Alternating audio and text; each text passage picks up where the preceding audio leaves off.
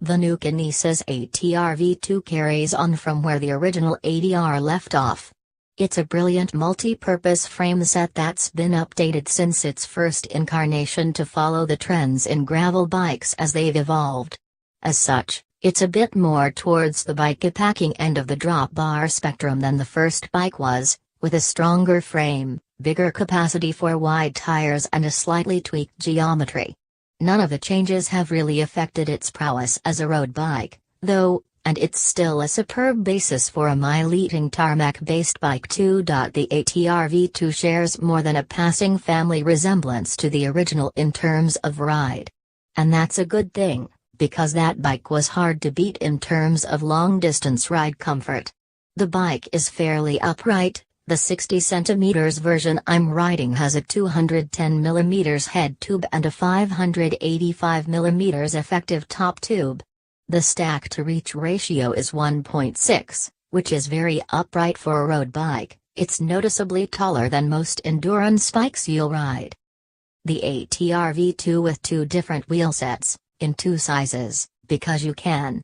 The old ATR could take some decent-sized tires. The stated limit was 40mm on a 700c rim, but I squeezed 42mm Surly Knards in just fine.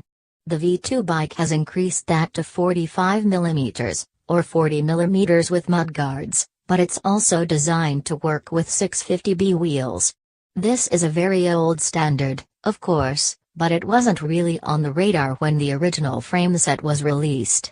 Now it's everywhere. And tire choices are expanding all the time. That extra capacity means you can run the tires at a lower pressure.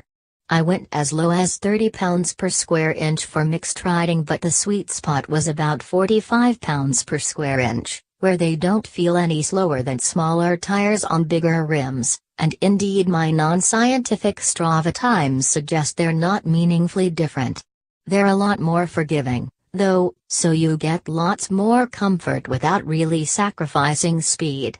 The ATR V2 will take up to a 50mm tire in 650B, so you can fit things like WTB's very popular 47mm Horizon tire, or a more aggressive cyclocross or mountain bike tire if you're heading off-road. Our test bike had a Kinesis Tripster fork that's also 12mm through axle. But these days Kinesis sells the ATR V2 as a frame only, and you can spec whatever fork suits your fancy. The main thing, though, is that the ATR V2 is a sweet ride, and perfect as the basis for a long-distance, gravel or bike-packing build. The frame is responsive, taut and springy, and it's a lovely thing to be aboard. I've ridden the original for years and I don't think I've ever had a better all-rounder. I've had enough miles on the new bike to be convinced that nothing important has changed.